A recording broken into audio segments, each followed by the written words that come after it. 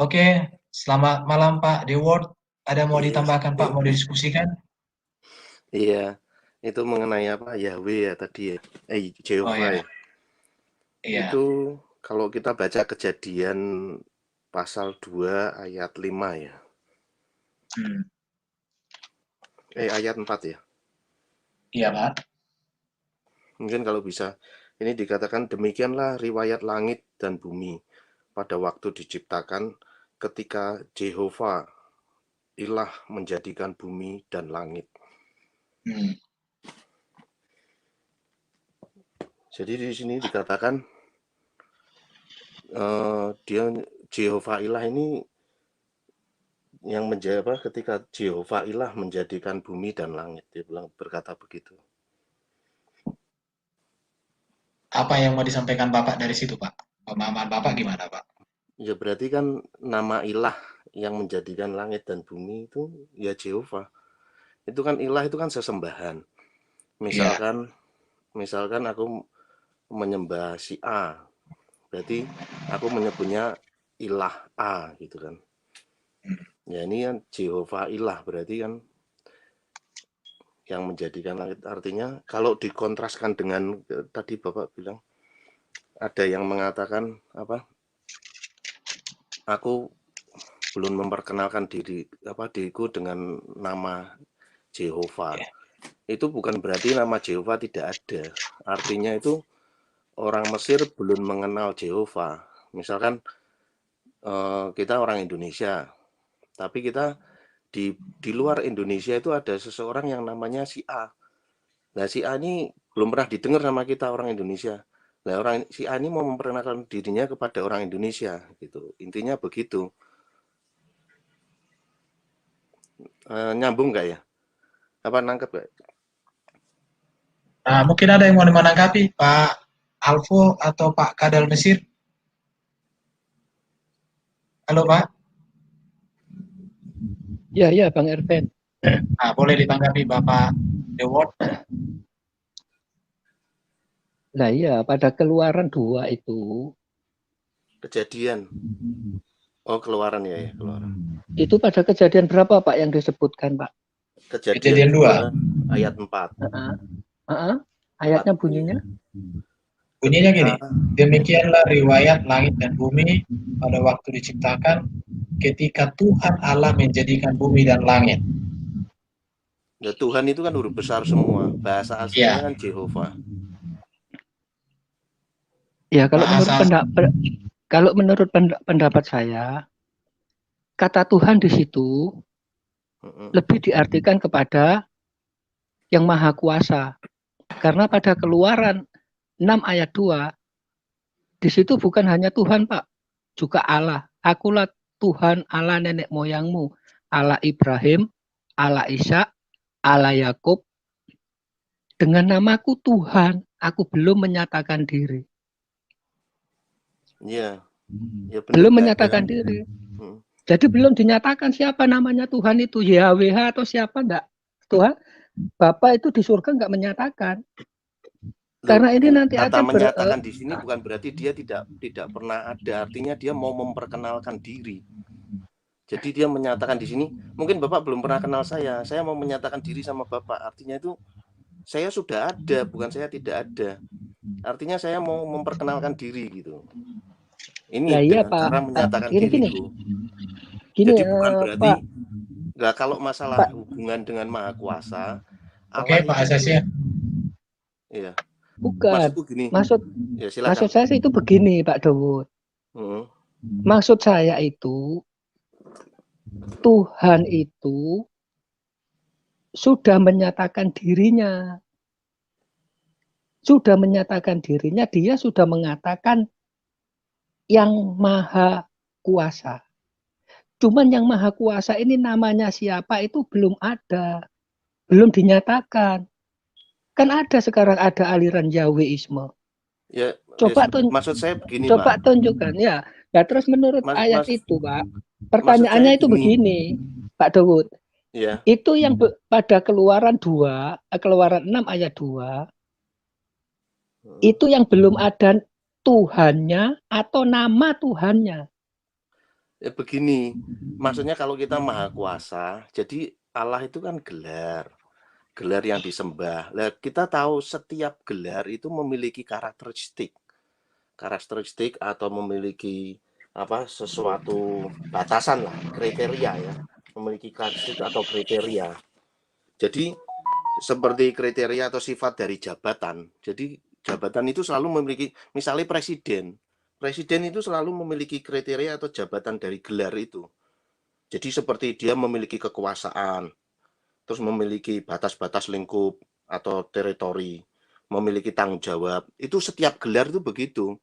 Jadi ketika kita ngomong maha kuasa itu mengatakan sifat dari gelar kekuasaannya, yaitu seperti presiden, misalnya presiden Indonesia, dia memiliki kekuasaan sebatas negara Indonesia. Terus dia juga memiliki batas lingkup teritori ya wilayah geografinya Indonesia. Itu setiap gelar begitu. Misalnya kita gelar manajer di satu perusahaan. Dan dalam satu gelar manajer itu memiliki karakteristik atau sifat dari jabatan itu, kriteria. Juga mesti manajer itu juga punya wilayah kekuasaan, punya bawahan, punya apa. Itu tapi kalau manajernya sendiri itu jabatan. Jadi Allah itu jabatan. Tapi kalau kita ngomong ke kuasa maha kuasa pencipta langit itu adalah kriteria dari jabatan, sifat-sifat jabatan yang memiliki unsur-unsur jabatan. Tapi yang dimaksud di sini kata Allah itu adalah gelar. Nah, kita jangan membaurkan antara gelar dan sifat. Misalkan aku menyembah satu batu atau cincin yang orang disembah ini adalah cincin ini menjadi Allah, mendapat gelar, cincin ini mendapat gelar Allah.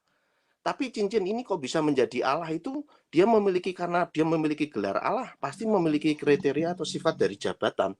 Seperti aku karena menyembah cincin ini karena bisa memberi kuasa kepada aku, bisa melindungi aku. Itu adalah kriteria atau sifat-sifat dari jabatan. Dari gelar itu, gelar kealahan. Nah, itu masing-masing orang beda-beda. Karena tidak ada standarisasi kriteria atau jabatan itu memiliki sifat seperti apa, itu tergantung. Mungkin orang lain, aku kalau menyembah itu Allah, cukup dengan dia melindungi aku sudah memuja dia, sudah menganggap dia Allah karena cukup melindungi. Itu mungkin orang bervariasi. Tapi yang dimaksud di sini ketika dia ngomong Jehovah Allah itu artinya Allah ini, Jehovah itu nama, karena selalu Jehovah itu kalau kita lihat ya, dia ini Jehovah yang maha kuasa. Dia itu perlu memperkenalkan dirinya kepada kepada Mesir. Waktu itu kepada Mesir, bukan kepada orang Israel. Karena orang Israel kan diperbudak selama 450 tahun.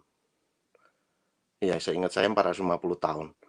Nah, itu Mesir itu tidak mau melepaskan, karena itu Jehovah ini mau menampakkan diri, mau menyatakan dirinya sebagai yang maha kuasa kepada si Mesir, bahwa dialah ilah, Jehovah ini ilah dari bangsa Israel. Jadi yang dimaksud jangan dibaurkan antara kriteria atau sifat dari jabatan, tapi Allah itu adalah gelar. Misalnya yang aku maksud, ngerti nggak ya, misalnya manajer, direktur, presiden itu gelar. Tapi gelar itu selalu memiliki kriteria atau sifat dari jabatan. Seperti selalu setiap gelar itu memiliki batas-batas kekuasaan, batas-batas ruang lingkup, tanggung jawab. Terus nanti juga ada gelar ini siapakah yang dapat menyandang, siapa yang bisa menyandang gelar ini? Misalnya kalau Presiden Indonesia yang bisa menyandang itu ya harus manusia, nggak mungkin binatang. Kriteria yang menyandang manusia, terus harus orang Indonesia asli yang lahir di Indonesia. Itu yang menyandang, yaitu jenisnya yang nah mungkin jangan dibaurkan antara sifat dari gelar atau kriteria dari gelar sama jenis dari siapa yang patut menjabat gelar itu. Kalau di Kristen kan gelar Allah itu yang menyandang itu ya roh. Ya mereka disebut roh Allah ya. Kadang kalau sama bangsa Israel disebut roh Yahweh. Jadi tapi batas-batas kriteria teritori, tanggung jawabnya. Ya aku maksud begitu. Tapi jelas nggak ya? Oke. Memang masalah nama ini kan sampai hari ini belum ada sih yang tahu namanya yang pasti. Suara dari mana Pak itu suaranya agak? Nah itu jadi masalah nama ini. Kalau saya sudah sampaikan tadi pandangan saya terhadap hal itu. Jadi Allah itu yang kita sembah itu tidak dibatasi oleh nama, tidak. Karena memang ya nama ini itu hanya sebuah panggilan, tetapi yang pasti Allah kita itu tidak dibatasi di situ. Itu aja yang bisa. Ada yang Pak Asesi mau sampaikan Pak Asesi ya?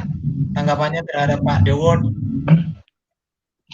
Iya Bang, kalau menurut saya kita harus bisa memisahkan bahasa pada saat Alkitab ditulis dengan bahasa sekarang yang sudah mengalami perkembangan. Boleh itu disebut jabatan, boleh itu disebut apa, saya nggak mempermasalahkan. Tapi ya bagi saya Tuhan ini tidak bernama. Jangan kita membatasi Tuhan dengan satu lingkup dengan bahasa yang sekarang. Sekarang kalau kita dikatakan nama Allah itu adalah gelar. Tapi pada saat Alkitab ditulis, konteks itu tidak mengenal bahwa ini gelar. Keadaan konteks saat itu lebih menjelaskan kepada siapa pribadi yang kamu beri nama itu. Coba Siapa ayatnya pribadi? mana? Kalau Allah itu ada satu Allah yang bukan gelar di dalam Alkitab. Satu aja. Ayat yang tidak bersifat gelar. Satu ayat aja cukup. Coba aku di post di share ini apa? Di layar ini. Satu aja ayat tunjuknya Allah di dalam Alkitab ya yang tidak gelar. Pak, satu aja. Saya nggak mengatakan Allah itu gelar, Pak. Yang harusnya bertanya sama saya itu harusnya yang bertanya begitu gini, saya kepada Bapak. Ya, karena saya dari awal Pak Dawud mengatakan soal nama saya itu relatif. Relatif mau kamu beri nama apa relatif. Tapi bagi saya yang penting itu siapa pribadi di sebalik nama. Saya nggak mengatakan Allah itu gelar, tidak. Karena saya menurut ayat Keluaran 6, ayat 2, akulah Tuhan Allahmu yang maha kuasa. Dengan namaku Tuhan, aku belum menyatakan diri. Nah, pertanyaannya, ini yang belum ada Tuhannya atau nama Tuhan? Itu Yahweh, pertanyaannya. Itu bukan Tuhan. Itu huruf besar semua itu Yahweh. Itu gini Pak, yang aku maksud itu di dalam Alkitab tunjukkan satu aja ayat yang Allah itu berupa nama, bukan gelar. Yang aku maksud itu di dalam seluruh Alkitab Allah itu bersifat gelar. Kalau kita lihat itu dia disebut kalau dalam bahasa Inggris God. Kalau Yehova itu nggak dirubah. Mau bahasa Indonesia, mau bahasa itu tetap Jehovah. Bahasa Inggrisnya juga Jehovah. Bahasa Ibraninya juga Jehovah. Tapi kata Allah itu di dalam bahasa Inggris dirubah jadi God. Makanya aku minta satu bukti aja bahwa Allah itu bukan gelar. Satu ayat aja. Kalau bisa menemukan. Satu ayat aja menunjukkan bahwa Allah itu bukan gelar.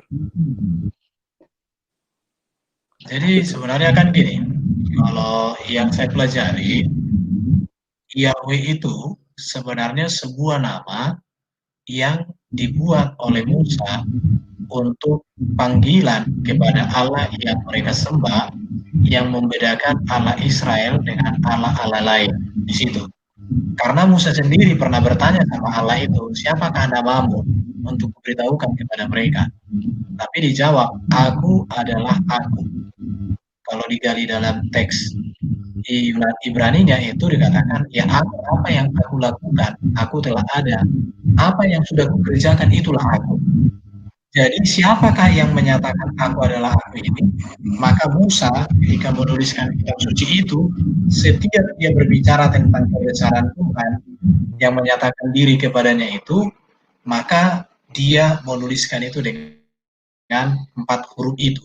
Jadi ketika orang Yahudi membaca ini kan mereka diam, kalau enggak Adonai. Maka sampai sekarang tidak ada yang tahu siapa bagaimana membaca itu di situ. Makanya ketika abad kedua atau abad sebelum Masehi itu ketika Septuaginta menerjemahkan 4 huruf mati itu, maka diterjemahkan menjadi Kyrios. Padahal sebenarnya Kyrios ini kan juga sebuah gelar, sebuah panggilan.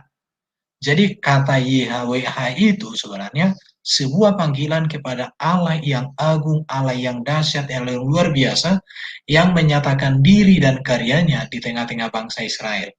Maka ketika orang Israel melihat nama itu, maka yang dipikiran mereka bukan nama, tapi yang dipikirkan mereka adalah kebesaran, keagungan, kedahsyatan Tuhan di tengah-tengah hidup mereka. Saya memahaminya seperti itu. Oke, ya Jadi, Pak. Sekarang gini, seperti itu Pak. Masalah ketika Moses itu bertanya, kan Moses kan bilang begini, Iya. Kan diutus kepada Yahweh, Yehova itu, Yehova ilah itu mengutus Moses kepada bangsa Israel. Waktu itu masih di Mesir. Terus Moses itu bilang, aku nih siapa? Dia bilang gitu. Aku tuh bukan siapa-siapa. Aku juga nggak fasih berbicara. Terus dia melihat Harun. Terus akhirnya juga mengatakan, terus dia bilang pada akhirnya, bagaimana kalau bangsa Israel itu menanyain siapa yang mengutus dia? Nah, jadi dia Yehova ini memperkenalkan dirinya, ya Yehova ini kalau Inggrisnya itu I am, bukan Indonesianya itu kurang tepat ya, bukan aku adalah aku. Sebetulnya I am itu aku yang ada. Jadi dia menganggap dia itu yang ada. Jadi di luar dia itu ya bayangan.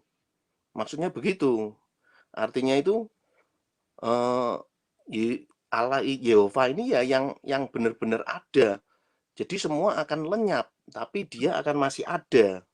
Maksudnya begitu. Jadi Allah Yehova itu ketika ditanyain siapakah Yehova itu? Ilah Yehova yang menyebut Allah Abraham, dia memperkenalkan dirinya kepada bangsa Israel. I am, seperti waktu Tuhan Yesus itu mengatakan, aku Abraham itu waktu sama orang Farisi dia bilang, Abraham itu sebelum Abraham ada, aku sudah ada, itu I am. Bunyinya sama dengan di Keluaran itu yang Bapak tadi berkata, yang aku adalah aku. Tapi sebetulnya terjemahannya ya aku yang ada. Nah di Perjanjian Baru ditulis aku yang ada. Aku yang sudah ada sebelum Abraham. Jadi aku yang ada gitu. Aslinya Bagaimana Pak kalau kita begini, kita coba berpikir bersama begini. Mengapa sampai Musa bertanya, siapakah namamu Tuhan? Gitu. Siapakah namamu? Iya dia Karena memang enggak begini. Gini, maksudnya kenapa apa? dia bertanya begitu? Tentu karena ada alasan. Mengapa? Alasannya begini. Mesir pada waktu itu kan memiliki banyak Allah. Jadi ketika dia diutus untuk membawa kebenaran kepada orang Israel, kepada orang Mesir, dia ingin sebuah nama seperti Allah-Allah lain, karena Allah-Allah orang Mesir itu kan banyak, dewa kesuburan namanya ini, dewa matahari namanya ini, dewa bulan namanya ini, dewa pertanian, dewa banjir, semua ada banyak dewa. Makanya Musa bertanya, siapakah engkau? Supaya aku bisa memperkenalkan. Misalnya begini, Bapak Di situ. nanya, ya, tapi itu pemahamannya waktu itu bukan begitu.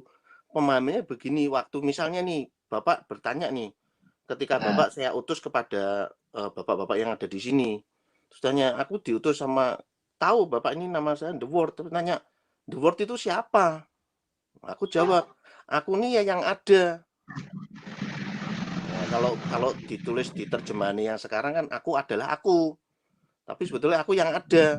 Nah, Bapak Jadi ini menyampaikan begini, kalau Pak. ditanyain, lah The Word ini, The Word yang ngirim aku siapa yang The Word itu? The Word itu ya yang ada. Dia yang ada sebelum segala sesuatunya ada. Dia gitu. Jadi gini kan, gitu. makanya kan Musa bilang begini. Kalau nanti ditanya siapakah namamu, apa yang mau aku perkenalkan? Ya Tuhan katakan, aku adalah aku. aku yang ada, aku telah ada, aku terus ada orang mengartikan begitu. Jadi kalau saya melihat bahwa Allah itu tidak dibatasi oleh nama, tetapi Musa ketika membawa misi itu untuk disampaikan kepada Israel, maka ketika dituliskan dalam sebuah kitab, maka Allah itu selalu ditulis dengan huruf itu. Kenapa? Karena memang tidak dibatasi oleh nama dan tidak bisa dinamai, apalagi kalau dalam konsep orang Yahudi, sesuatu yang dinamai itu berarti sesuatu yang terbatas dan sesuatu yang bisa dinilai. Di situ. Baru dalam konsep Yahudi juga sesuatu yang tidak bisa dipahami oleh manusia secara utuh, itu selalu ditulis dalam bentuk jamak, itu dalam bentuk sastra daripada orang Israel. Makanya selalu Elohim itu dibuat jamak. Bukan berarti banyak, bukan. Tetapi menunjukkan bahwa Allah itu memiliki kemahaan yang tidak terselami oleh manusia. Seperti itu. Makanya kalau dikatakan Yahweh itu namanya, seperti Pak Asesi bilang. Coba baca ayatnya lagi. Dia pasti kan mengatakan, waktu dia menampakkan diri kepada Moses, dia mengatakan dia adalah Yahweh. Dia waktu menampakkan sebagai ilah Yahweh, yaitu ilah Abraham, Ishak, dan Yakub. Terus ditanyain sama Pak, Yahweh itu siapa? Misalnya Bapak ini nanya, bukan begitu Pak. Sepikir saya bukan begitu Pak. Coba ayatnya baca lagi, ditampilkan di sini. Kan pasti di mana? Lah itu Bapak ngomong aku adalah aku tuh yang mana? Coba. Oke, kita lihat ya. Ya, dia pasti mengatakan diri. Dan misal ini tanya, the word ini siapa? Ya siapa? Aku tuh ya yang di Keluaran itu loh, Ben. Iya, yang di Keluaran, Ben. Jadi lebih jelas. Tapi Bapak nggak boleh asumsi bahwa Yahweh ilah itu adalah dari Moses. Ini pasti Moses dapat ilham dari Roh bahwa Allah sendiri yang memakai nama Yahweh.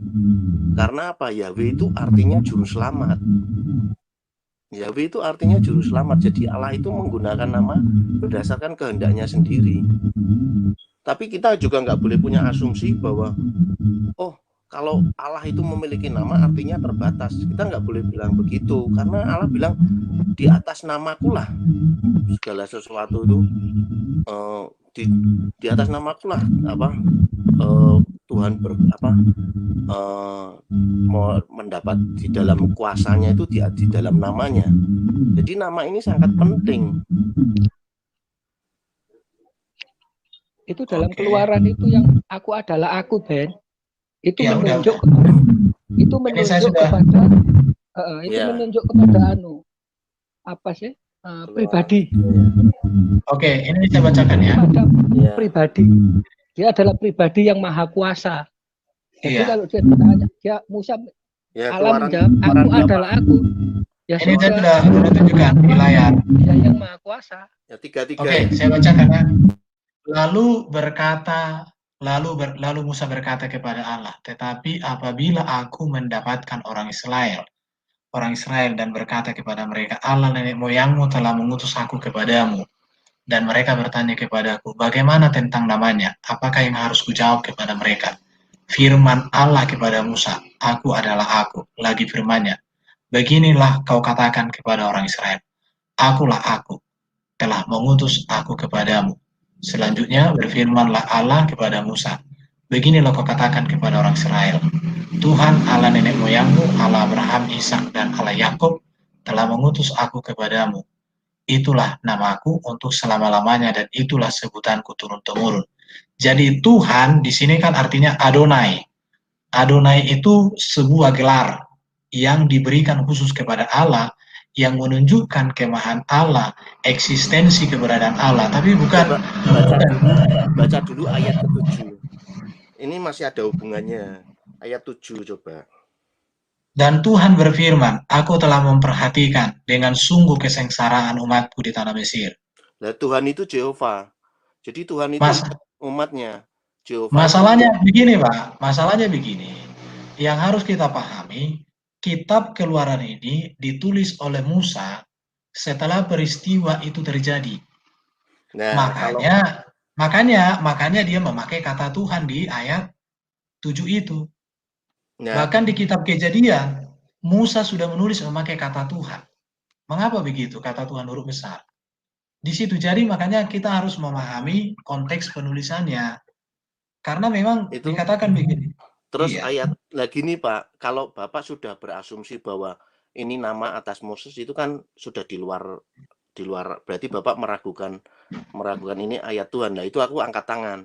Tapi kalau berdasarkan ini adalah firman Tuhan, ya kita apa ada yang ada ditulis di sini ya kita anggap firman Tuhan. Tapi kalau Bapak mau mengatakan, oh ini adalah karangan Moses, itu bukan nah itu karangan aku Moses. Memang ini ditulis Moses. Karena kan Alkitab ini kan Pak tidak didikte seperti saudara kita.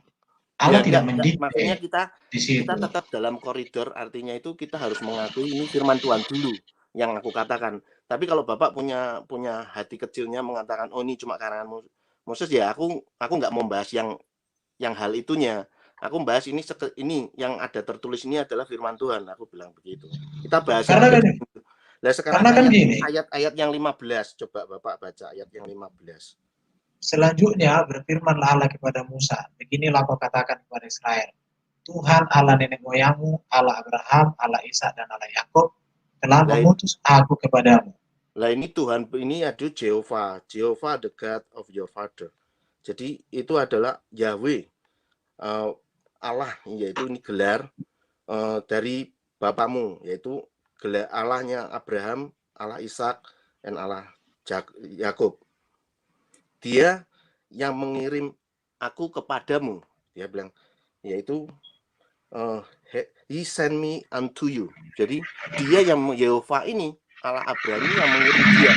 Nah, Yehova ini siapa? Yehova itu ya I am. Artinya dia Yehova itu yang ada. Ini kalau berdasarkan ini loh. Tapi kalau Bapak mau di luar ini bukan firman Tuhan, misalnya kita ngomongin oke lah ini cuma sekedar karangan Moses. Nah itu aku nggak ngomong, aku dengerin aja gitu. Nah nggak ini Pak Dawud, Pak, ya. Tolong dikoreksi Pak. Saya memberi masukan, saya juga mendengar. Nanti ini biar tidak menimbulkan polemik di banyak di luar ya. Karena ini di medsos. Bapak harus koreksi dan Bapak harus mencabut bahwa Bang Erben mengatakan kitab Keluaran ini adalah karangan Musa. Itu tidak benar, Pak. Enggak. Aku enggak menuduh. Anda salah menafsirkannya. Ini Bapak Bang Erben membangkitkan ini. Enggak, kalau kita mau membahas ini adalah karangan, kita jangan ngomong. Aku enggak ngomong. Tapi kalau karena yang ngomong Anda kok enggak pernah ngomong. Kalau Bapak sudah gitu sudah vonis saya. Saya kan ngomong tadi kan ngomong ini yang nulis Moses, dia benar yang nulis Moses. Tapi kan kita mau bahasnya enggak, ini Bapak ini bagus kok. Selama ini gua ngelihat ya bagus karena itu aku scrap dia. Tapi karena perkara ini kita kan mau diskusi. Gini Pak The Word, jadi asumsinya jadi ke situ. Bukan, memang tadi Pak The Word bilang bahwa seolah-olah tadi aku katakan bahwa Musa mengarang kitab Keluaran. Kalau ada hati kecil, misalnya tadi kan aku dengar.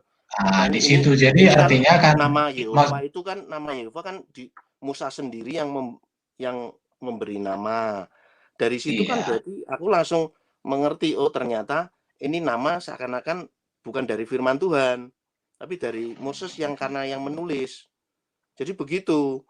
Tangkapanku gitulah, kalau ada hati kecil Bapak itu menganggap ini adalah sebuah Moses itu sebuah karangan bukan dari ilham Roh Kudus, ya aku nggak mau bahas yang di situ, ngerti nggak? Maksudnya aku nggak mau bahas yang.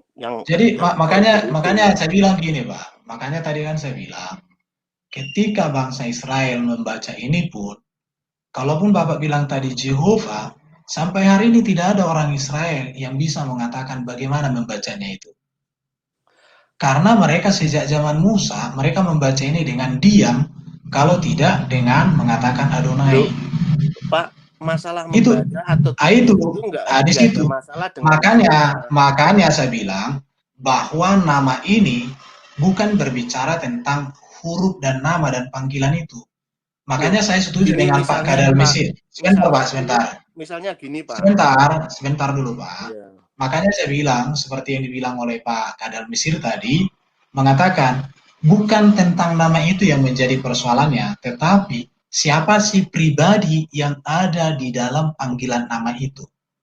di situ. Kenapa? Karena orang Israel sampai hari ini tidak ada yang membaca itu dengan sebutan apapun. Diam kalau tidak Adonai. Itu saja. Ya, Kenapa mereka ketika mereka membaca itu, melihat nama itu mereka diam, maka mereka lebih kepada siapa sih pribadi yang ada di balik nama itu di situ. Makanya kalau orang mengatakan Yehuwa, Yehova, Yahweh, sampai hari ini sebutan yang tiga ini tidak ada yang bisa membuktikan seperti apa pembacaannya. ya begini Tidak ada. Pak. Misalnya begini Itu Pak. tidak ada. Misalnya begini, ini aku kan pakai nama The Word. Misalnya aku ada tulisan yang susah dibaca. Atau huruf misalnya pakai tanda kutip, tanda koma, tanda apa. Terus karena Bapak nggak bisa menjawab, nggak bisa mengatakan itu, terus itu bukan namaku. Itu nggak boleh begitu. Karena nggak bisa dibaca bukan berarti itu bukan namanya. Kita nggak boleh berasumsi, oh jadi kalau yang bisa dibaca baru nama, kalau yang nggak bisa baru bukan nama, itu bukan begitu. Nah kalau masalah hubungannya dengan Adonai, itu jabatannya. Jadi Adonai ini setelah membawa keluar bangsa Israel, dia itu disebut sebagai Adonai. Jadi Loh, sama. berarti Bapak tidak konsisten. Enggak, Setiap itu memang kata yang begitu. ada Adonai itu bukan, gelar. Adonai bukan. gelar. Setiap kata YHWH huruf mati itu ada di Alkitab, maka itu dibaca dengan Adonai oleh orang Yahudi. Tadi Bapak mengatakan Bukan, itu gelar. nggak mungkin. Mungkin karena Berarti Bapak tidak YHWH dibaca konsisten. Adonai, bukan. Karena Adonai itu gelar, artinya tuan. Adonai itu tuan. Jadi gini, kalau kita lihat di Perjanjian Baru sama, namanya Yesus ketika dia setelah menyelamatkan bangsa bangsa Israel dan semua umat, dia baru memiliki jabatan namanya Tuhan yang disebut Kurios. Nah, ini sama. Ini kan gambaran dari Perjanjian Lama itu gambaran dari Perjanjian Baru. Jadi Jadi gini ketika Bapak Yahweh berarti itu, ketika Jehovah itu, berarti Bapak tidak konsisten.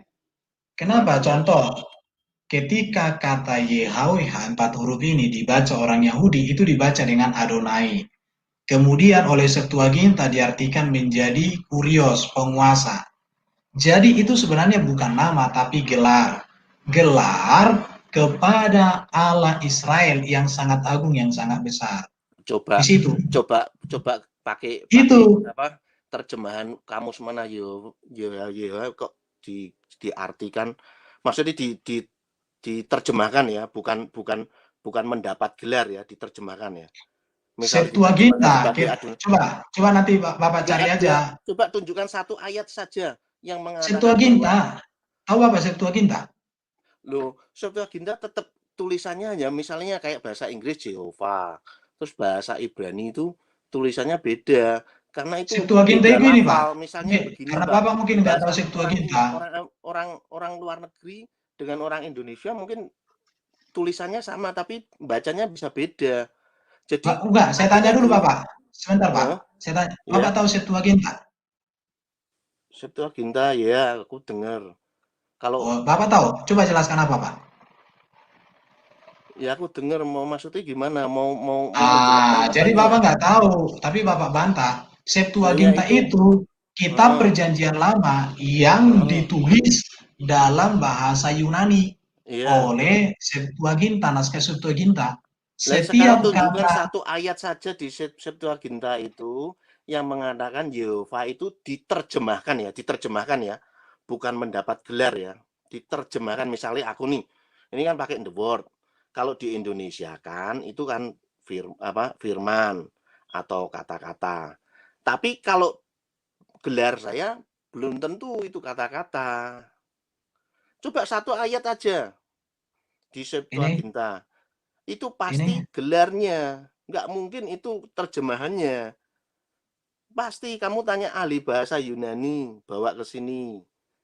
Tanya, masukin ke Google Translate, coba ditranslate. Pasti Adonai itu diterjemahkan sebagai Tuhan, Tuhan. Nggak mungkin Adonai, kamu lihat bahasa Yunani dah, Yunani atau Yunani ya. Terus dilihat kamus ke bahasa Inggris, Adonai itu diterjemahkan sebagai Lord.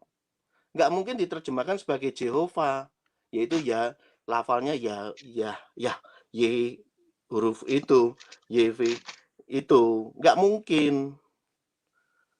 Nah, sekarang masalahnya gini, apakah Bapak bisa menerima atau tidak itu ya masing-masing sendiri. Tapi itu bukan terjemahan. Sekali lagi aku menegaskan bukan terjemahan.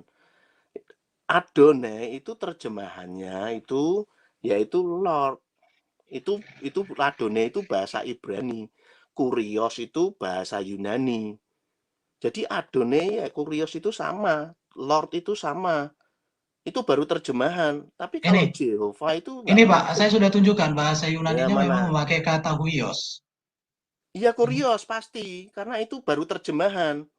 Nah, disitulah. Tapi kalau YHWH itu bukan Adonai itu bukan terjemahannya bukan Jehovah, bukan. Jehovah itu terjemahannya itu kan nama, pasti nggak akan diterjemahkan. Pasti Nah, pakai Bapak berarti Jehovah. enggak.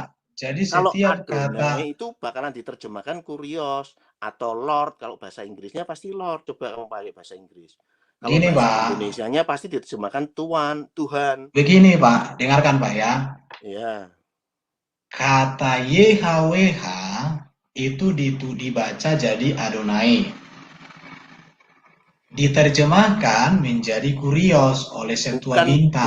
ya itu bukan diterjemahkan, dibaca begitu bukan diterjemahkan karena dibaca begitu karena dia bergelar Adonai. Kayak Yesus, namanya Yesus. Aduh, Yaitu Bapak bergelar ini Kurios. Nah, sekarang berarti gini, Bapak tidak nanggap maksud saya. ya Saya itu ulangi mah Pak ya.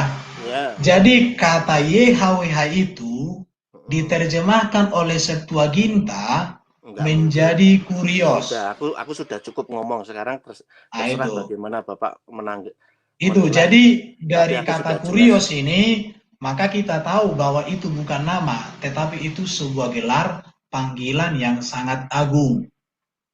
Makanya tadi kami sama Pak Asasya bilang, bukan sekedar nama, Ya tetapi betul. siapa sih yang ada di balik panggilan yang agung itu. Ya Di udah, situ, artinya gini. di situ. Jadi bukan masalah, makanya di situ Bapak. Jadi Ya di sini, sekarang makanya saya ya bilang, sudah. Aku sudah nggak nanggepin lagi, aku dengerin aja karena aku sudah menegaskan bahwa Yehwa itu Yehova atau Yahweh itu nama ya, tidak diterjemahkan Adonai. Nggak ada satu ayat pun menerjemahkan begitu. oh Itu loh, kalau Bapak ini berarti Bapak nggak bukan mengerti diterjemahkan, sejarah. itu bukan diterjemah, itu mendapat jabatan. Dengarkan Pak, Lain dengan diterjemahkan. Jadi dengarkan Pak. Yehova, Saya sebentar mau tanya Bapak, aku pernah, mau menegas, aku nangkep kalian maunya sebentar Pak, Yahweh itu jabatan. sebentar Pak, saya mau bilang gini Pak, biar Bapak mengerti. Bapak pernah sekolah teologi enggak Pak? Halo Enggak, Pak? enggak, Enggak. Oke, jadi gini, Bapak pernah belajar bahasa Ibrani? enggak, Udah, berarti kalau Bapak tidak pernah belajar enggak, bahasa udah Ibrani, salah. Berarti Bapak tidak salah. pernah belajar sekolah teologi, ya, saya pernah belajar bahasa Ibrani, saya pernah sekolah teologi. Jadi Ya, ketika saya belajar di sana, setiap kata 4 huruf mati itu dibaca oleh orang Yahudi Adonai. Tidak dibaca Yahweh, Yehua, atau Jehovah, tidak. Tapi Adonai. Kalau tidak, mereka membaca dengan diam. Hanya dilihat tok. Tetapi oleh Septuaginta, diterjemahkanlah kata itu menjadi kata kurios. Mengapa? Karena ini 4 huruf ini, itu berbicara tentang gelar keagungan, jabatan, panggilan yang sangat agung kepada Allah Abraham, Allah Isa, Allah Yakub, Allahnya Israel. Makanya tadi Pak Asesia sangat setuju, bukan berbicara tentang nama, itu relatif. Tetapi siapakah pribadi, sosok yang agung yang ada di dalam nama itu. Makanya dikatakan aku adalah aku. Kalau bahasa Yunaninya ego emi. Emi itu bahasa kata kerja itu. Artinya apa yang aku telah kerjakan, apa yang aku lakukan. Bapak, Di situ. sebentar Bapak pernah lihat ayat bunyinya Adonai Jehovah nggak? Hah? Pernah dengar ayat, ada satu ayat pernah baca nggak? Adonai Di mana? Jehovah. Jadi Adonai Jehovah. Jadi kayak Jehovah ilah, Jehovah Allah, Jehovah Tuhan. Jadi Allah Jehovahnya diganti Allah huruf besar semua, terus Adonainya diganti Tuhan. Jadi itu kalau lihat bahasa Indonesia, Allahnya huruf besar semua. Dalam bahasa Indonesia Allahnya huruf besar semua itu artinya Jehovah. Terus Adonainya ditulis Tuhan. Karena Adonai itu artinya Tuhan. Nah itu kalau Bapak suatu hari lihat, aku enggak. Oke, ada yang mau menanggapi Pak? Mungkin ya itu. Pak Sasya suaranya agak berisik. Iya maksud saya gini Pak. Maksud saya gini sekali lagi bahwa Pak Sasya suaranya agak ini. Mungkin ada yang keganggu Pak. Oh ya sorry ini mungkin saya Coba Pak Sasya Pak. Halo? Gini Pak. Iya oke Pak Sasya monggo Pak. Tapi Bapak ngerti saya dulu nggak? Aku memahami Bapak karena Bapak merasa Adonai Jehovah itu tiba-tiba itu dipanggil Adonai oleh orang Israel. Itu dipanggil itu bukan berarti itu terjemahan, itu jabatannya. Jadi Jehovah itu ketika setelah pembuangan, terutama pada pembuangan jadi gini, bangsa Israel itu kan setelah keluar dari Mesir, terus selama kurang lebih Mesir dibawa Moses terus sampai ke Yosua, terus masih Yosua terus masuk ke terus hakim-hakim, dari hakim-hakim masuk ke raja-raja, dari raja-raja masuk kepada kayak Daud, setelah itu Raja Daud ya, Raja Saul, pertama Raja Daud, Salomo, terus akhirnya ke pembuangan. Dari sejak pembuangan itu Yehova itu tidak lagi dipanggil berdasarkan nama, tapi berdasarkan jabatannya, yaitu Adonai. Jadi begitu. Tapi ini aku sudah memberitahu sebisa saya, tapi tergantung. Maksud saya, aku sudah cukup berbicara gitu. Jadi aku mendengarkan aja. Aku tahu pendapat Bapak karena Bapak merasa Jehovah itu kok setelah itu dipanggil Adonai, apakah berarti Jehovah itu adalah terjemahan Adonai? Bukan. Di situ yaitu mulai bangsa Israel menyebut Jehovah itu berdasarkan jabatannya, yaitu Adonai. Bukan berdasarkan nama lagi, karena ada beberapa versi yang mengatakan bahwa Jehovah itu karena namanya kudus, nggak boleh dipanggil. Itu aku rasa bukan karena itu. Tapi ini kenapa dipanggil itu, mulai dipanggil jabatan. Itu sejak setelah dari pembuangan. Kan dikalahkan kepada Babylon, terus akhirnya dikalahkan pada Persia, terus selanjutnya sampai itu setelah dia itu kembali di pembangunan Bait Allah. Pembangunan Bait Allah itu kembali dibangun oleh Yeremia, terus dilanjutkan oleh Esther. Itu nama Yehova itu sudah tidak dipanggil lagi namanya, tapi jabatannya yang akan disebut-sebut.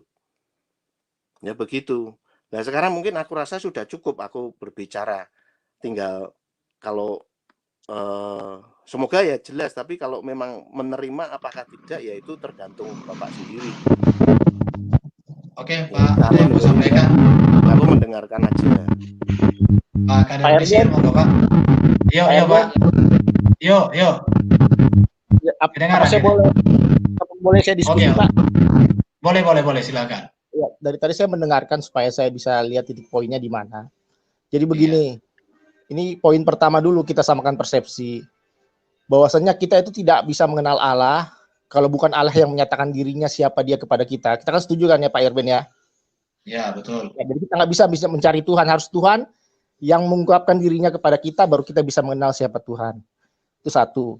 Yang kedua, ketika Tuhan menampakkan diri kepada Musa, ingin mengutus Musa ke Israel kan, Musa bertanya, bagaimana dia memperkenalkan kamu, maksudnya Tuhan itu kepada orang Israel, siapa namamu? Kan dikatakan, aku adalah aku. Sebenarnya Allah itu mau menyatakan diri bahwa dia adalah ada, tanpa sebab apapun dia sudah ada. Jadi dia dari kekekalan dia ada. Jadi dia tidak perlu siapapun juga dia ada. Nah, konteks Allah menyatakan diri itu begitu, supaya dia mengungkapkan siapa dia sebenarnya. Jadi Allah itu menjawab pertanyaan Musa sekaligus menyatakan siapa dia sebenarnya. Bahwa dia adalah akulah, aku adalah aku. Aku ya ada. Dari kekekalan aku sudah ada. Nah, kalau kita berbicara soal teologi nama, itu pasti bukan berbicara soal huruf. itu pasti berbicara tentang eksistensi dan keberadaan Allah. Coba kita lihat, kita tarik benang merah ke Perjanjian Baru. Di Perjanjian Baru ada ayat Alkitab mengatakan bahwa nama Yesus itu nama di atas segala nama, supaya segala yang bernyawa itu bertekuk lutut dan mengaku Yesus Kristus adalah Tuhan. Jadi Yesus itu nama di atas segala nama. Yesus Kristus kan, Yesus itu artinya Allah yang menyelamatkan. Jadi Allah menyatakan dirinya untuk mengungkapkan siapa dia. Nah, sekarang ada yang berani nggak ganti nama Yesus dengan nama lain? Kan tidak. Tapi Yesus itu Yesus itu diungkapkan oleh Allah bahwa nama Yesus itu itu artinya Allah yang menyelamatkan umatnya dengan mati di kayu salib dan bangkit. Jadi teologi nama itu benar, itu menyatakan mengungkapkan siapa Allah sebenarnya, bukan persoalan huruf YHWH atau apa. Karena Allah itu mengungkapkan dirinya melalui sebutan namanya. Jadi Perjanjian Baru dikatakan dia YHWH. Terus Perjanjian Lama YHWH. Perjanjian Baru dikatakan Yesus, yaitu Yahweh yang menyelamatkan. Kan berbeda namanya. Kalau kita lihat secara logis, ada satu nama Yahweh. Ini soal nama Yesus. Apa berbeda nama Yesus, nama Tuhan? Bukan berbeda. Nama Tuhan tidak berbeda, tapi Tuhan mengungkapkan dirinya melalui nama untuk menyatakan pekerjaannya yang besar, pekerjaannya yang agung. Di Perjanjian Lama, Yahweh berarti menyatakan bahwa dia Allah yang Maha Kuasa. Dia ada karena memang dia ada dengan sendirinya, dia kekal. Perjanjian Baru mengatakan Yesus adalah nama itu segala nama. Berarti Yesus itu adalah Allah yang menyelamatkan, Allah yang menebus umatnya, Allah yang mengangkat umatnya. Jadi teologi nama itu jangan disempitkan persoalan huruf, bukan. Nama itu mengungkapkan siapa Allah sebenarnya. Itu bisa samakan persepsi. Kalau memang nama YHWH memang itu kita nggak boleh rubah dong sampai Perjanjian Baru. Kalau memang itu nama Allah yang sesungguhnya. Kan logikanya begitu Pak Erben. Tetapi kenapa nama YHWH dinyatakan Yesus di Perjanjian Baru? Karena nama itu adalah teologi yang mengungkapkan siapa Allah sebenarnya, pekerjaannya itu apa, bagaimana dia berkarya. Dari saya itu Pak Erben, supaya kita samakan persepsi. Supaya kita bahkan nanti kalau kita baca di kitab Wahyu dikatakan anak domba Allah. Iya. Sudah, jadi saya mengatakan, makanya tadi kan kita bertiga sebenarnya sepakat tadi bahwa bukan tentang huruf namanya, tetapi siapakah eksistensi pribadi yang ada di dalam panggilan nama itu jauh lebih penting. Nah, di situ itu jauh lebih penting. Jadi dalam hal itu saya sepakat. Tapi kalau Pak The Word, dia ya harus nama itu di situ ya. Tapi memang kenapa di kitab Perjanjian Baru tidak ada nama itu? Apakah Allah berubah nama? Kan jadi banyak pertanyaan seperti ini katakan Pak Alfo tadi. Iya benar. Karena di Perjanjian Baru tidak ada lagi kata itu kita temukan. Nah, mungkin nanti dibilang, dulu Yesus ngajar pakai bahasa Aramik, Ibraninya, tapi karena sudah diterjemahkan, ya masalahnya sampai hari ini nggak ada literatur yang tua yang ditemukan dalam bahasa Ibrani, tetap juga dalam bahasa Yunani. Ya, nanti kita lari kepada klaim-klaim yang tidak berbasis data jadinya di situ. Saya pikir Pak, jadi apa yang kita bincangkan tentang sebuah nama itu, kesimpulan kita, Allah itu terlalu kecil kalau dibatasi oleh sebuah nama. Karena dia lebih dari sebuah nama. Tetapi kita diarahkan untuk mengenal eksistensi keberadaan Allah itu yang luar biasa itu melalui apa yang dia nyatakan, baik melalui pernyataan umum khusus, para nabi, dan melalui kitab suci. Itulah inti daripada pengenalan kita kepada Tuhan.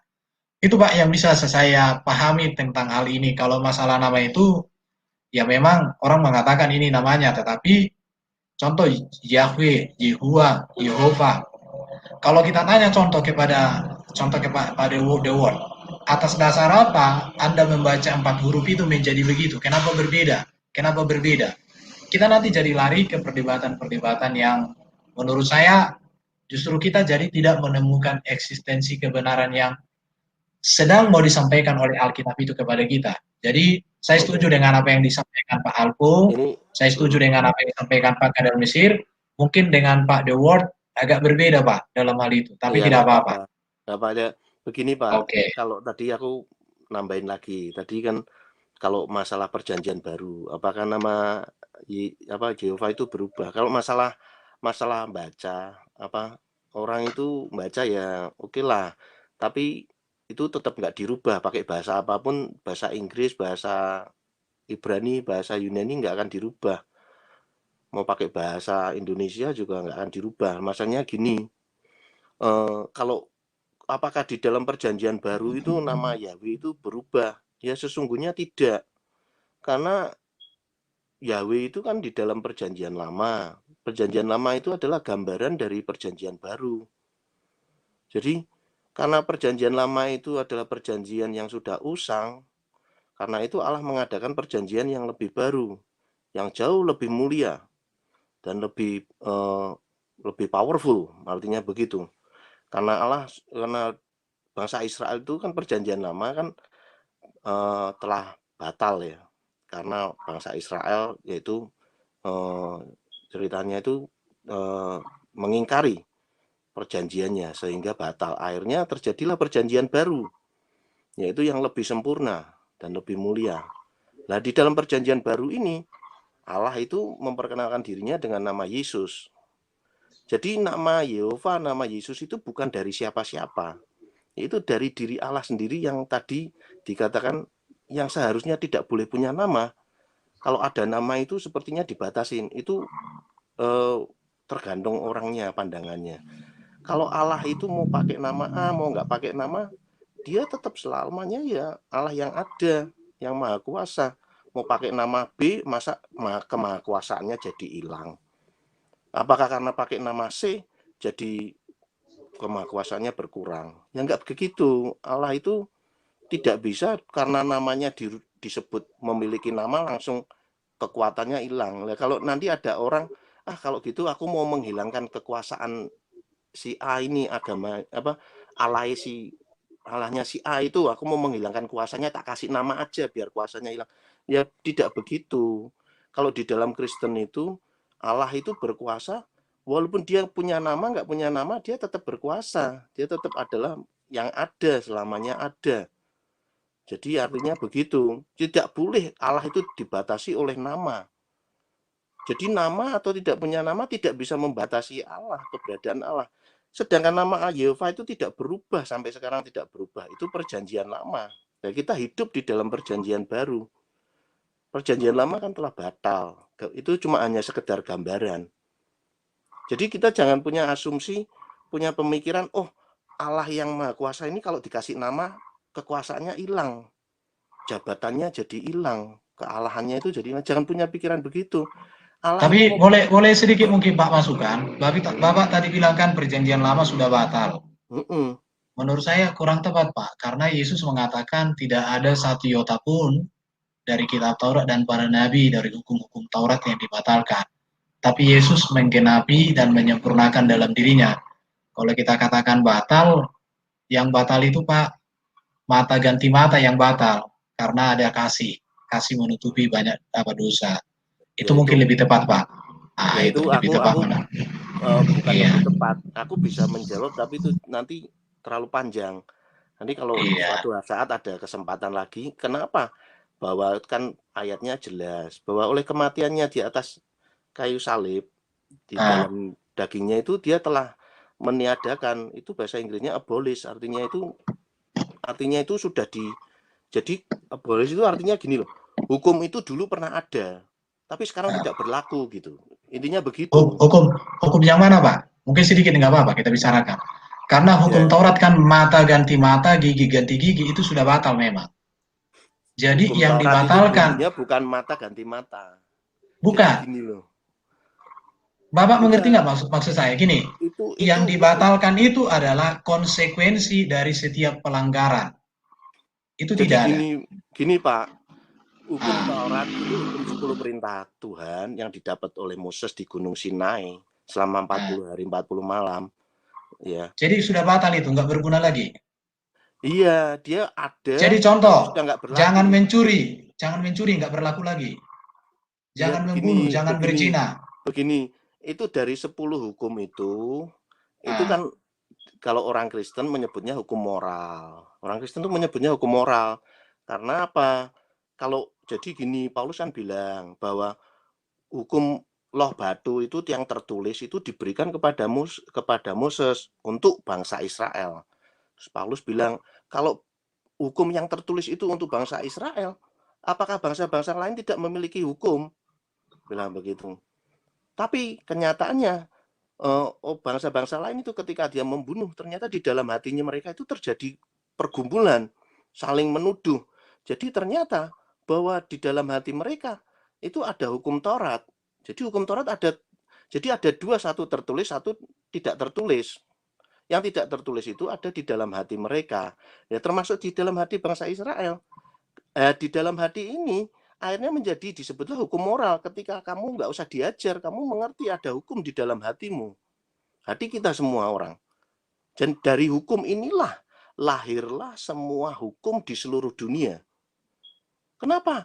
Bangsa-bangsa, negara bangsa-bangsa di luar Israel memiliki misalnya Indonesia. Kenapa Indonesia bisa memiliki Pancasila? Karena Pancasila lahir dari hukum moral ini yang ada, hukum Taurat yang ada di dalam hati mereka.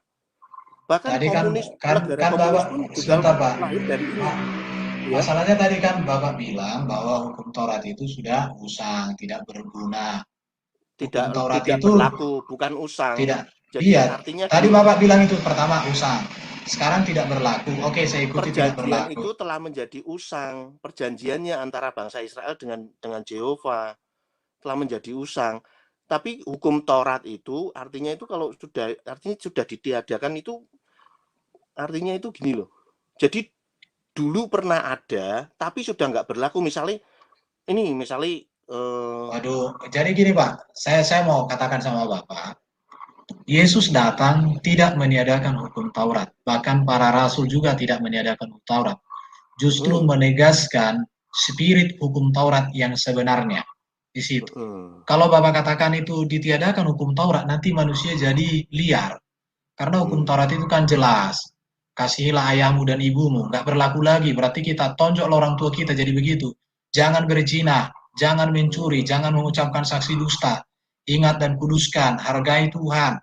Bahkan kalau kita mau mengikuti seluruh hukum-hukum yang ada di sana itu, ya itu. Tapi kalau hukum contoh seperti kurban-kurban, itu memang sudah nggak laku lagi. Kenapa? Karena sudah disempurnakan Yesus.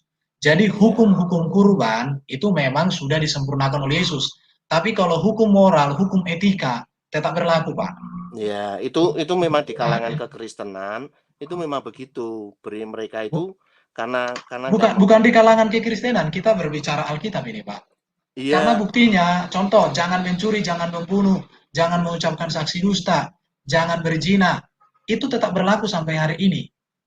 Itu tetap. Tetapi kalau hukum-hukum kurban memang sudah disempurnakan oleh Yesus, maka hukum-hukum kurban tidak dikerjakan. Kurban itu gini, itu hukum seremonial. Yang satu hukum sivil itu hukum masyarakat. Itu untuk orang Israel itu memang dari 10 perintah itu terus lahirlah hukum seremonial, yaitu hukum antara umatnya dengan Tuhan. Itu seremonial seperti tadi ngomong hukum korban, terus ada tudung kepala, terus makan roti tak beragi, terus sunat dan sebagainya, itu seremonial. Lah di seremonial itu hukum di dalam 10 hukum perintah Allah itu hukum yang ke-1 sampai ke-5, yaitu janganlah memiliki ilah lain. Baru kalau Bapak bilang sunat yang itu bagian dari 10 itu melahirkan hukum sipil, yaitu hukum masyarakat sesama manusia. Kalau Bapak bilang hukum sunat sudah ada sebelum hukum Taurat loh, Pak. Gimana? Hukum Taurat, hukum sunat sudah ada sebelum. Itu disebut hukum seremonial, artinya bukan, kalau hukum sunat bukan hukum seremonial, Pak. Ya, seremonial itu. Nanti Bapak begini, coba Bapak baca itu, nanti tentang. Artinya itu gini loh. Munculnya sunat itu kan oleh Abraham dikatakan. Jadi sunat itu simbol dari kekudusan. Jadi untuk melayani Tuhan itu harus kudus. Artinya bukan. Kalau coba Bapak baca nanti. Itu apa? Tanda perjanjian kekal antara Abraham dan keturunan Israel untuk selama-lamanya. Makanya sampai hari ini orang Israel semua dimanapun disunat karena itu tanda perjanjian kekal. Iya. Jadi bukan seremonial, Pak. Itu seremonial, artinya itu gini loh, orang yang bisa beribadah masuk ke dalam bait Allah itu orang yang itu nggak ada hubungannya sesama manusia. Kamu nggak bersunat yang sesama manusia itu dari 6 sampai 10. Jangan membunuh. Baru gini, Pak. Kalau Bapak jadi, nanti coba Bapak baca nanti. Makanya Paulus bilang gini, kalau sunat itu artinya itu kan menanggalkan kedagingan. Dagingan itu artinya itu syarat dengan kenikmatan dunia. Jadi Gini supaya Pak, kamu, gini aja Pak, nanti aku Bapak coba jelaskan dulu baca. makna dari Sebentar, sunat. sebentar. Makna Gini, dari supaya sunat itu, gini, saya mau kasih tahu sama Bapak sedikit ini. Berbicara hukum sunat, jangan dilepaskan dari konsep perjanjian sunat dengan Abraham. Kalau kita sudah iya, memahami konsep perjanjian sunat dengan Abraham, maka Paulus mengatakan memang orang non-Yahudi nggak mesti disunat. lah ya Tapi itu kalau orang masuk. Yahudi sudah pasti. Makanya kalau Paulus kalau orang Yahudi nggak usah dibicarakan sunat pun mereka disunat karena itu udah perjanjian kekal Ya antara Abraham dan begini, keturunannya. iya Tapi benar. kalau orang-orang non-Yahudi itu tidak harus. Tapi bisa Ini disunat. Mengapa? Karena orang-orang yang di rumah Abraham itu, orang-orang budak yang dibeli, boleh juga disunat di situ. Bapak Jadi begini sunat Pak, aku itu, bukan itu ngomong salah, aku nggak ngomong salah. Itu memang perjanjian waktu sebelum Ishak lahir, itu benar. Tapi yang aku maksud, sunat itu adalah bagian dari hukum seremonial, yaitu antara umatnya dengan Tuhan. Itu bagiannya. Jadi artinya karena sunat itu memiliki arti, artinya itu kamu kan menanggalkan kedagingan. Jadi kenikmatan. Jadi orang yang tidak disunat itu artinya masih menikmati kenikmatan dunia. Karena itu Paulus bilang, yang disunat itu janganlah yang fisiknya, tapi hatimu dan telingamu. Artinya, itu kamu sudah lepas dari keduniawian. Kamu hidup untuk Tuhan.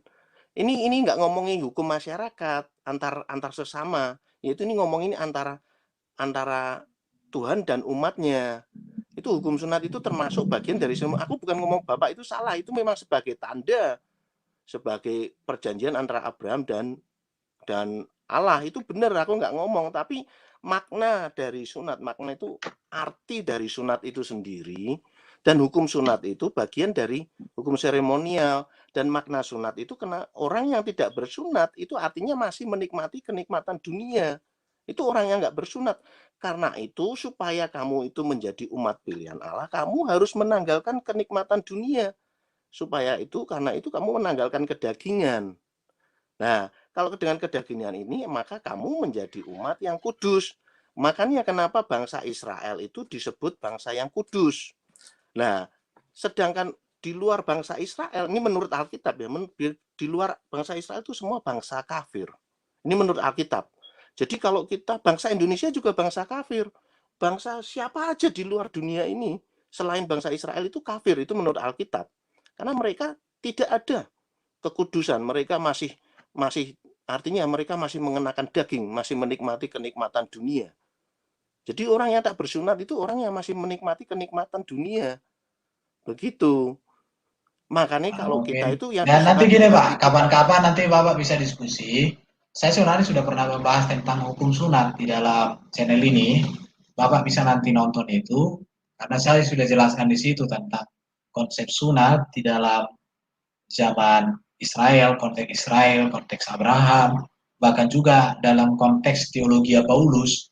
Apa sih itu sunat? Apakah Paulus pernah melarang orang disunat? Tidak sebenarnya. Yang mau ditekankan Paulus itu adalah kalau orang disunat secara ria tapi hatinya tidak beres, gak ada guna. Tapi bukan mengatakan tidak usah disunat. Karena apapun ceritanya orang Yahudi, bahkan Paulus sendiri kan disunat. Yesus juga Betul. disunat. Jadi di Ya, situ jelas. Saya pikir sudah sangat panjang kita ini cerita. Ada mau disampaikan Pak Asasia sebagai penutup atau Pak Alpo ini? Iya Pak Erben. Yuk, yuk, oke Pak. Ya, ini saya cepat aja. Ini yang pertama, hukum yang tadi saya dengar dari Pak Erben sama Bapak tadi siapa Dewot ya. Dewot. Ya. Jadi begini, yang pertama itu hukum Taurat itu berasal dari Tuhan. Iya. Hukum Taurat itu bukan dibatalkan tapi digenapi. Kalau kita mengatakan hukum Taurat dibatalkan berarti Allah nggak konsisten dong membatalkan sesuatu. Dia harus tetap ada karena itu hukum Allah. Allah kan kekal adanya. Berarti hukumnya juga kekal dong. Nah, sekarang bagaimana ceritanya dengan kita? Hukum Taurat itu sudah digenapi, sudah dibayar lunas tuntutannya. Vonisnya itu hukum Taurat oleh Yesus Kristus. Mata ganti mata, Yesus ganti mata, nyawa ganti nyawa, Yesus nyawa ganti nyawa. Jadi efek tuntutan hukum Taurat itu tidak berlaku buat orang percaya. Karena di dalam Kristus Kristus sudah menanggung segala kutuk dan hukuman dari hukum Taurat. Jadi kita itu ditebus oleh Tuhan terhadap tuntutan hukum Taurat. Jadi kita di bawah kasih karunia sekarang, bukan di bawah hukum Taurat. Tetapi hukum Taurat itu tuntutannya tetap kekal, tetap ada. Kalau kita katakan dia batal, berarti Allah tidak konsisten dong, bukan Allah yang kekal. Hukumnya nggak kekal. Jadi hukum Taurat itu tetap ada tuntutannya, tetapi dalam Kristus kita sudah tidak berada di hukum Taurat. Karena kita sudah ditebus oleh Tuhan Yesus, kita dibawa kasih karunia, anugerah Tuhan. Jadi tanpa Yesus kita tetap dihukum Taurat, kita dihukum. Jadi setiap orang nggak percaya pada Yesus, dia di bawah hukum Taurat. Misalnya kita nggak percaya pada Tuhan Yesus, kita di bawah hukum Taurat. Dan kita akan mati oleh tuntutan hukum Taurat tersebut. Tetapi karena Yesus sudah menggenapi tuntutan hukum Taurat tersebut, jadi kita dibawa kasih karunia. Jadi yang pertama, hukum Taurat itu tidak dibatalkan, tetapi digenapi sama Tuhan Yesus. Dan Tuhan Yesus berkata, satu titik pun, iota pun hukum Taurat tidak akan tidak hilang sebelum langit dan bumi ini lenyap. Jadi memang kita mengatakan demikian, ya kita harus imani seperti demikian. Terus yang kedua, nama Tuhan itu kekal. Yesus berkata, Alkitab mengatakan namaku itu kekal dari selama-lamanya. Jadi kalau kita pakai konteks tadi, nama perjanjian lama itu Yahweh, Yehova. Sekarang berubah jadi Yesus. Berarti nama Tuhan Yesus nggak kekal dong. Dan nama Tuhan nggak kekal dong. Kan berubah. Makanya saya bilang kita harus lihat teologi nama itu bukan sekedar huruf, tetapi nama itu adalah karya agung Tuhan yang dinyatakan melalui nama tersebut. Misalnya Yesus Kristus, artinya Allah yang menyelamatkan. Berarti disitulah konteks nama itu, teologi nama itu menyatakan siapa Allah sesungguhnya, siapa keagungan Allah tersebut dari nama tersebut. Jadi bagi saya nama itu memang harus kita pandang dari Allah yang mengungkapkan. Kalau Allah mengungkapkan dia adalah Yesus, berarti Allah yang menyelamatkan, bukan sekedar huruf. Karena ketika hukum ketiga mengatakan jangan menyebut nama Tuhan Allahmu dengan sembarangan, itu namanya bukan sekedar nama, tetapi eksistensi Allah. Jadi kalau orang mengatakan menyebut nama Tuhan sembarangan, berarti dia menghina Allah. Dia menghujat Allah. Karena yang dihujat itu bukan namanya sebenarnya, tapi eksistensinya, keberadaan Allah. Jadi kita tidak boleh terpaku sama nama huruf demi huruf. Dan yang ketiga saya katakan begini, bahwa perjanjian lama sama perjanjian baru itu satu kesatuan. Jika kita mengabaikan perjanjian lama, maka perjanjian baru itu tidak bisa tidak tergenapi, tidak ada. Jadi perjanjian Allah sama Abraham itu kekal adanya. Kan dikatakan tadi sunat itu perjanjiannya itu adalah perjanjian darah. Kalau sunat itu bukan sekedar hukum seremonial. Kalau di perjanjian lama kita lihat, jika ada orang Israel tidak bersunat, dia pasti mati, dihukum mati. Abraham sekalipun, ketika dia tidak menyunatkan anaknya, dia mati.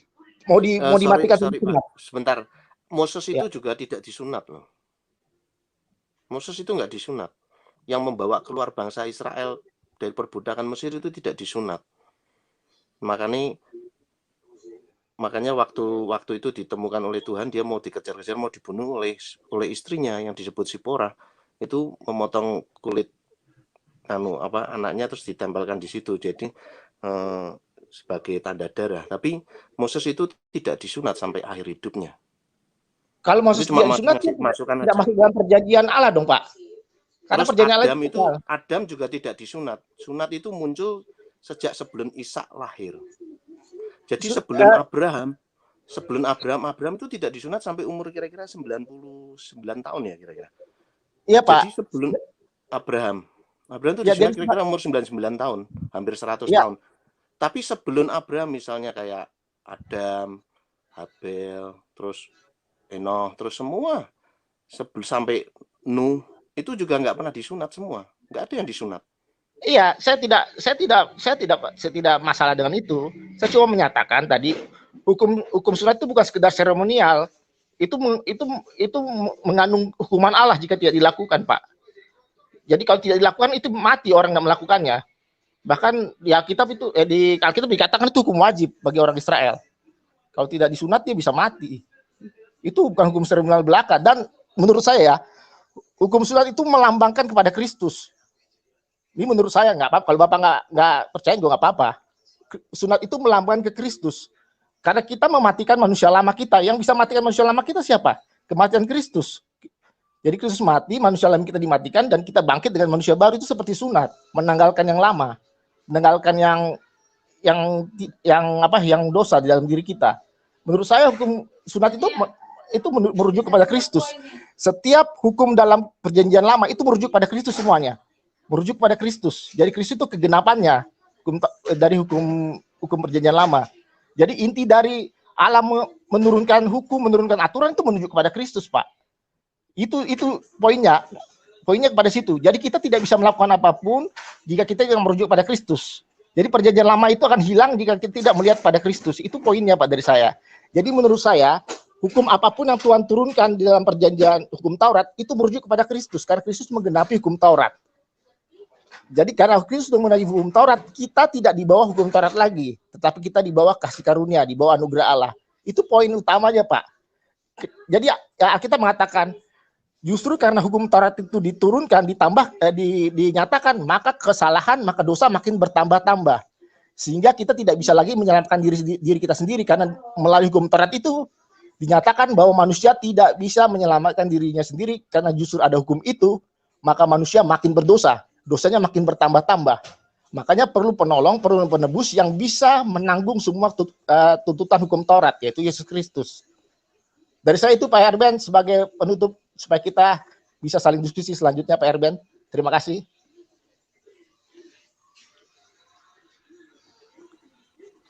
Halo? Sudah selesai. Halo? Ya, silakan Pak Herben.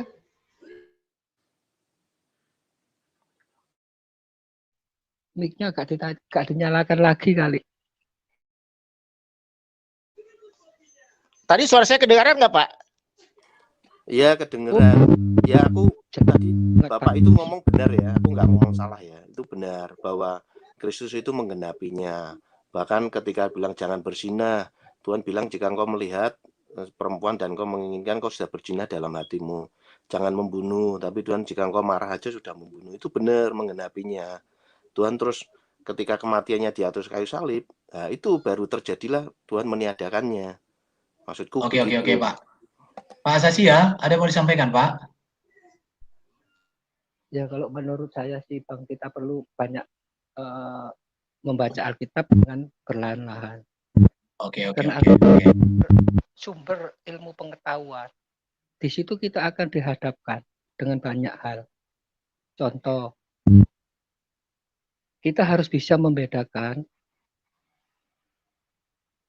antara gelar dan arti nama. Karena seorang Yahudi, setiap nama itu pasti memiliki arti. Tidak ada nama orang Yahudi yang tidak memiliki arti.